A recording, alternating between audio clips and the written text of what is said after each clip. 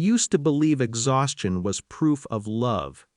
In cardiac care, you learn to measure everything: oxygen saturation, heart rhythm, the fine tremor in a patient's pulse before something catastrophic happens. I never learned to measure my own depletion, just kept going. Double shifts, extra weekends, holidays no one else wanted. It paid for Lily's school clothes, her winter boots, that mountain Christmas my family adored. They loved tradition. The big stone fireplace. The photos staged on the porch. Brother carving the turkey like it was a ceremonial act. I paid my share every year even when I couldn't arrive until late. This time, Lily went ahead of me. I promised her I'd come up right after my shift ended. My shift didn't end. A multi-car accident came in just before 6. One of the drivers went into cardiac arrest. I stayed. That's what I do. You don't leave when someone's heart decides to stop negotiating. I texted my sister around 8. Running late. Can someone grab Lily from the house and take her to dinner if I don't make it? No answer? At 9, Lily called. Mom! They left. Her voice wasn't crying.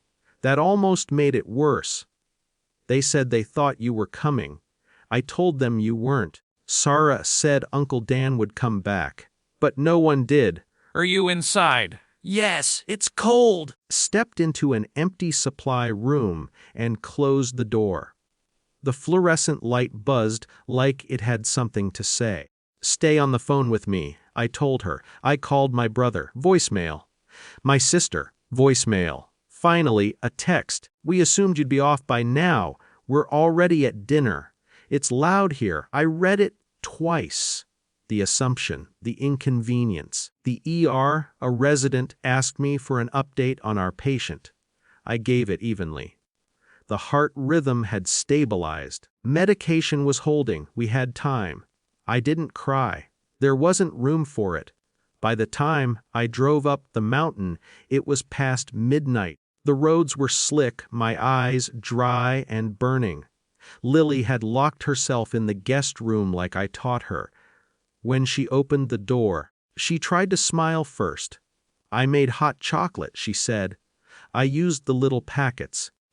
She was wearing her coat. Downstairs, could hear laughter from the porch. They'd come back.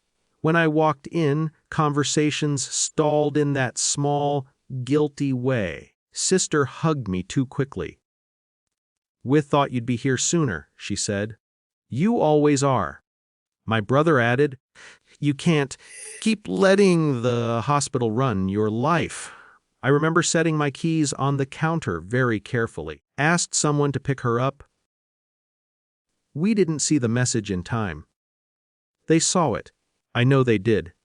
But what struck me wasn't the lie, was the expectation underneath it that I would absorb this too, that I would apologize for the inconvenience of my work and argue. I didn't list the hours. I didn't remind them who wired the deposit for this house every year. Just took Lily upstairs and slept beside her in the narrow bed. The hospital administrator called 3 days later. She thanked me for staying during the holiday surge. Apparently, the family of the accident victim had written a letter. They remembered my name. We're restructuring the cardiac unit, she said. I'd like to offer you a supervisory role. Fewer floor hours, more control over scheduling, higher base salary. You've earned it. Earned it. Sat in my car in the hospital parking lot and let that word settle. The new role meant I wouldn't need the extra doubles. It meant predictable hours. It meant I wouldn't have to beg for coverage or apologize for staying. At Sunday dinner in January, my sister was already planning next Christmas. We'll need your portion by March, she said. And maybe you can come up early this time. So we're not scrambling? I folded my napkin. We won't be coming, I said. The table went quiet. What do you mean? My brother asked. Won't have the flexibility I used to. And Lily and I are starting our own tradition. It wasn't dramatic. No accusations, no raised voices. Just a boundary placed gently on the table between the salt and the wine. "You're overreacting," my sister said. "Maybe. Argue that either." The next Christmas, Lily and I stayed home. We strung cheap lights around the apartment window. The morning shift by choice, came home by 3.